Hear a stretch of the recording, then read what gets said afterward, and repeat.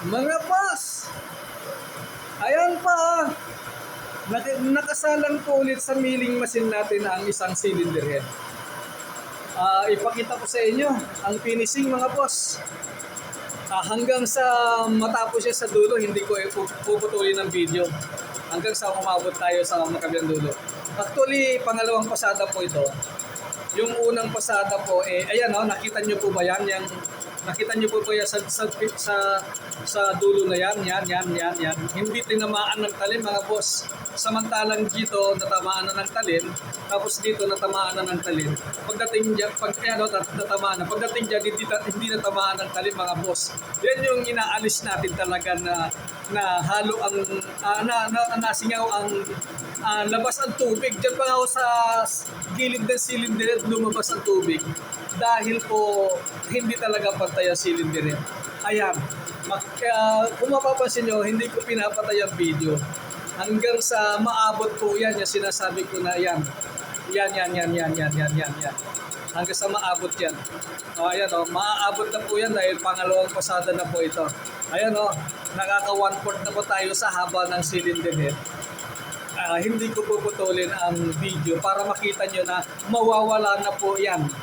Yan, tama na yan. Mawawala na po yan. Yan ang oobserbahan natin na dapat mawala yan. Ayan na po. Kung mapapansin nyo, pinapantay po talaga ang cylinder head. Ayan, hindi nahagip ng talim na yan. Kung mapapansin nyo, lubog kanina yan.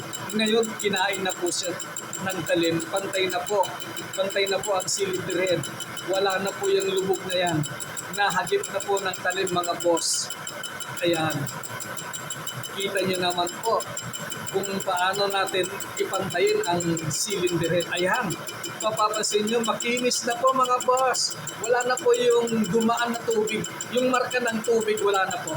Ayan nakakalahati na po tayo. Hindi ko pinapatay ang video hanggang sa maubos natin yan.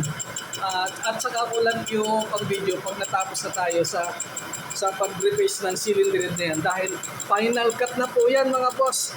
Ayan pantay na po. Wala na po yung bakat na hindi tinamaan ng talim kanina.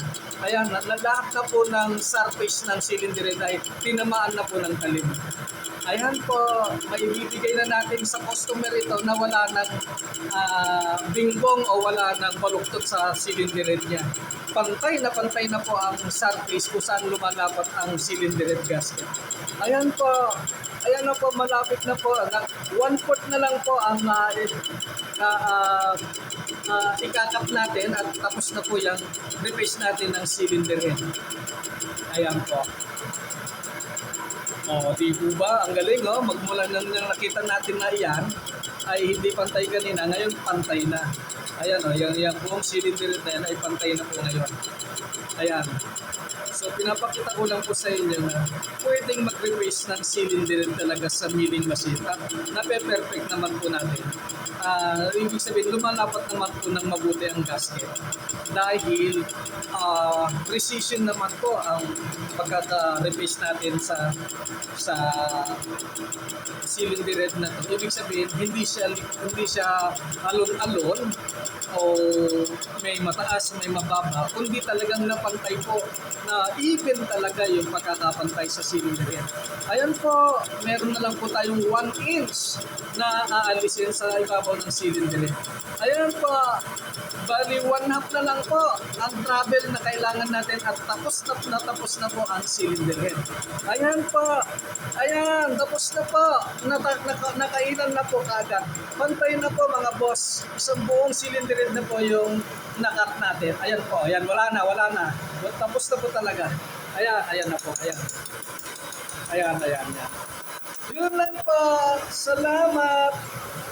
Bye-bye!